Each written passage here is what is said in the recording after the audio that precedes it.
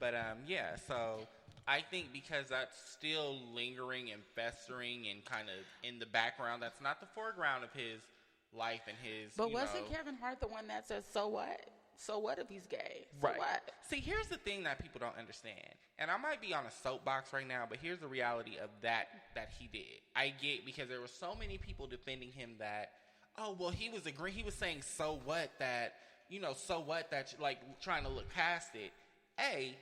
Like I said, we all know he's still in the hot seat for the comments that he made that have resurfaced.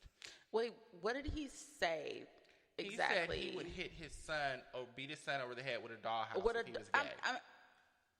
Okay, is that not him being a comedian? Like, that's a little extreme to say that. You know what I mean? Like, I feel like, and I think that's what Dave Chappelle was trying to get at. Like, we're hypersensitive now. Like, no.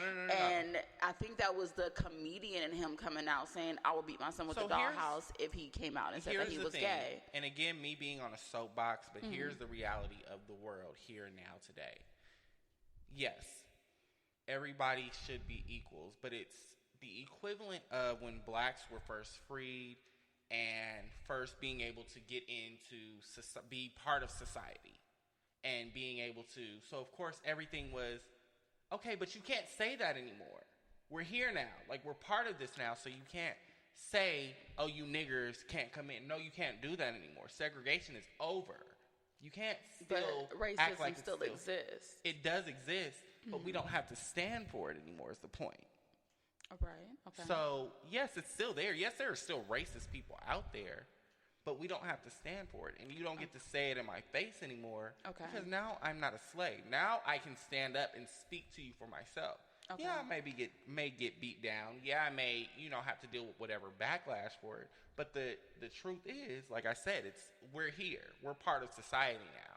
Okay. We don't have to quiver and hide when you come. Black people, that is. Okay. So the same thing right now, yes, gay people have been around for, and I'm not defending one or the other, but the thing is, gay people have been around for X amount of years since the beginning of time. Forever. However, now, it's just now, everybody's like, why are you pushing it down our throats? Why are you pushing it down our throats? Nobody's pushing it down your throat. It's just the fact that it's present, it's prevalent, and it's not being allowed to be disrespected anymore as it was in the past. Okay. That's the thing. So him saying, "Oh, so what? So what? Move past it," as if to say, "Move past it." Mm-hmm. So what? Like, you're gay. So what? Is the equivalent to white people saying, "No, slavery. But so what? You're black. I don't see color. I don't see color." When we all know racism clearly is here. I mean, I didn't take it as that. I take it as him just saying, like, okay, you're an artist. You came out as a gay man. No. Okay, I understand. What else? Like, there's so many other we artists understand that. But the thing is, that's just like a white person saying, "I understand because I don't see color either." Mm-hmm. Can you imagine if somebody's saying like, "Oh, they have one black friend that they know, but I don't see color. Yeah, I have a black friend. Yeah. Why do you feel the need to say you have a black friend?" I mean, but going back to his comments, like I said, if it was him being a comedian, then yeah, like, of course he's not going to beat his son with a dollhouse. Of course. Like, that was a joke. But if for some reason it was not, I can kind of see how, like, I mean, if we're being honest. I get it. I get that it was a joke. No. Don't misinterpret what I'm saying. Mm-hmm. I totally understand that it was a joke and it was for laughs and it was part of a comedy, not necessarily a skit, but it was just part of his comedic personality. Right. I totally get that. I'm not taking that out of context. So you think that he was just like being extra? I think he was very insensitive. When he was saying, because so imagine a white person right now, today, tomorrow saying, "Oh, if my black friend did such and such, I'd whip him." I didn't take it as that. I'm not. No. Mm-hmm. But you didn't take it as that. But how is the equivalence different? I mean, if you want to interpret it that way, then no. I'm not like I said, I totally understand that it was just comedic jest. No, I'm saying his comments about saying so what, because there's so many gay people in Hollywood. There's so many gay people in entertainment. There's so many gay people in the world. It's like, no. Okay, why do we care if this young man is gay? Correct. So what? But here's the thing that, like I said, people aren't getting and don't understand is that, like, yes, it sounds like on the surface it's like, oh, you're agreeing with me, when like I said, we already know that you feel some kind of way about this because of previous comments you made. So this is not an honest opinion of you saying this. Let's start there. Okay. You made comments about it, how you don't agree with it. So you saying that is not an honest comment. You're just doing that to sound better and fix image and preserve.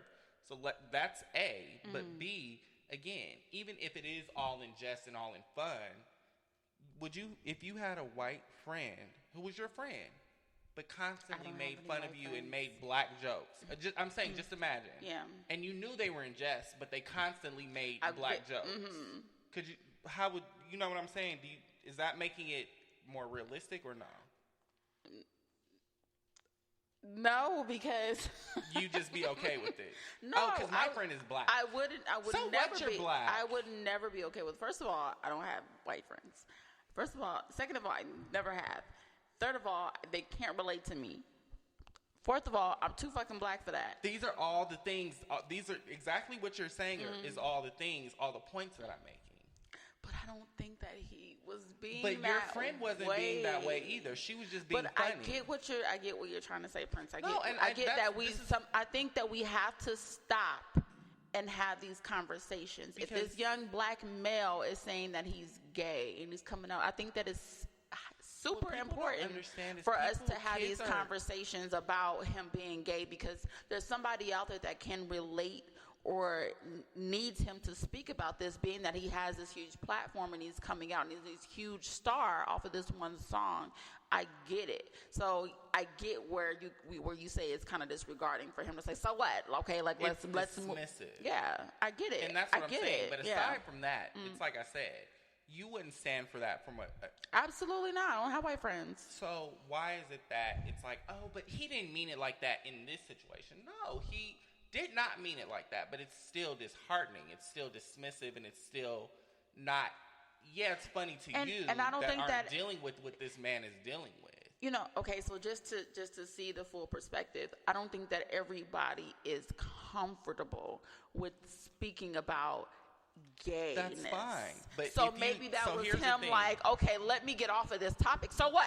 Let's talk about the music. No. Because here's the thing about that. That may be the case. But the host of the show asked the question and brought the subject up. And every other man in that room who may or may not have been comfortable or uncomfortable with it will never know. But every other man in that room sat quiet and listened to what he said. Listen to who said, Lil Nas or what Lil Nas X had to say. Okay. They were, because they were interviewing him. Exactly. So this is what I'm saying. So whether you're comfortable with it or not, okay, if you're not, dismiss yourself from the conversation. I'm not part of this. You guys have this conversation. If I am comfortable with it, then I can join in. Kevin Hart, and not only aside from the fact, I'm sorry, I got off topic, but aside from the fact that it was the whole gay straight thing, the way he did so was very dismissive. Lil Nas was speaking on, because I felt like XYZ, WXY. He felt like if being that he has this number one hit, that he should come out as a gay Whatever man. He was saying, he was speaking. Whatever he was saying. It's not so much the content. It was the fact that he was speaking, and Kevin Hart, so what? So what? Oh, he was saying so Who what? cares? But so what, you're gay? Maybe. Cutting in the instance of cutting off, and then when the conversation did kind of trickle out, Kevin Hart raises his hand. The conversation goes to him. He says, you know why I raised my hand? Because I knew the camera would pan to me and the conversation would automatically come my way. It's very dismissive. So aside from that, the whole, whatever the context was, that's one of my biggest things. Don't dismiss me and what I have to say or my feelings about something. I don't like that. So that's that. I get why there's backlash on it. And you can't, and again, like I said in the beginning, we know you're still in lukewarm water for comments that you've made. I mean, I still think that it's a fairly new topic, especially to black men within the black community, that like, okay, we're talking about this. Oh, we're doing this. Oh, okay, this is something we're comfortable with talking about. And you have to understand, we've been taught that, gay is kind of like taboo. Like, we don't want to talk about this. And so maybe it's something that he has to learn to get comfortable with speaking about, or maybe hearing other people talk about, because maybe it makes him feel some type of way, you know? So who knows? Yeah. I mean, yeah, it's a topic to be discussed, but I just feel like I said, I feel like he had his preconceived reasons for. I don't think he's homophobic, though. I didn't get that. That's not. I wouldn't say that. I think he's doing what every other black male has done in America for the most part. Which is go against what he's not. I don't know. I don't know. That's black culture. I was watching Bobby Lights on Instagram, and he was like, if your nigga tells you, like, if you're gonna be around your gay friend, and he's like, no, I don't want to be around that nigga, like, unless he has like a valid reason, that nigga's gay. He's not comfortable with his sexuality, and I think that's a valid point to make. Like, I don't think. Listen, I'll be the first one to tell you. I don't think everybody that goes against it is gay. Like, I'm not saying it goes against it, but like, I don't want to be around your gay friend. Like, what does his sexuality, or what does his sexual preference have to do with you? But the thing is, right, correct. That's correct. But I don't think that's the thought in every male who doesn't want to involve or be around that. I honestly think the thought is the same thing that every white child has been. The same thing that's been bred into every white child. They're bad. Don't associate with them.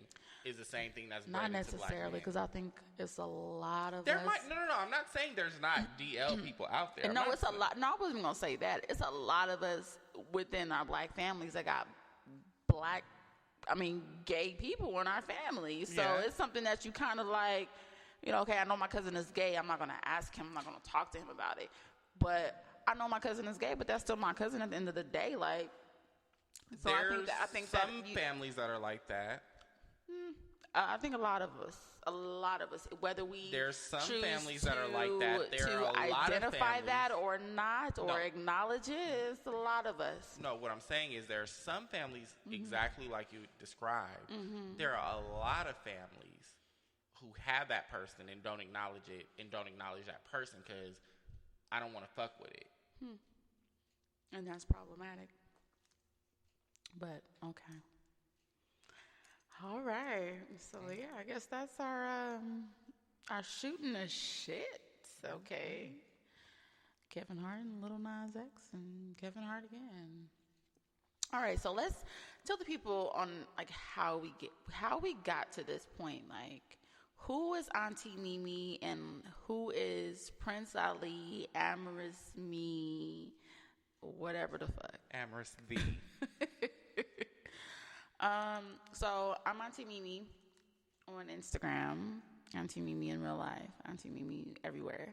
And I started podcasting about, oh my God, I was looking at my memories online, and it's been about 2 years, like 2.5 years. I started a podcast called Three Queens and Things.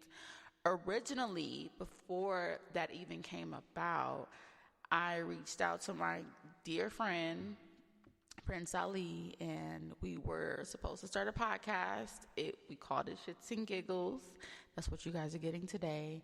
And for some reason or another, just life situations, it never jumped off like that. So I'm the type of person, like, I move. Like, I want to continue to do what I'm going to do. So I continue, and I started a podcast with 2 other young ladies, Three Queens and Things. That went on for about less than a year. And one of the young ladies left the group, kind of like Destiny's Child. And question. And we continued on. We formed Ghetto and Godly, myself and another person. One of the girls from Three Queens, no? Yeah, one of the girls from Three Queens. We continued on as a duo, and we did Ghetto and Godly for about Ghetto and Godly. I talk too fast sometimes. For about a year and a half. We went on to a online radio station, so we did radio. And honestly, that was never, it was cool to feel like a part of something, but I'm the type of motherfucker, like, I want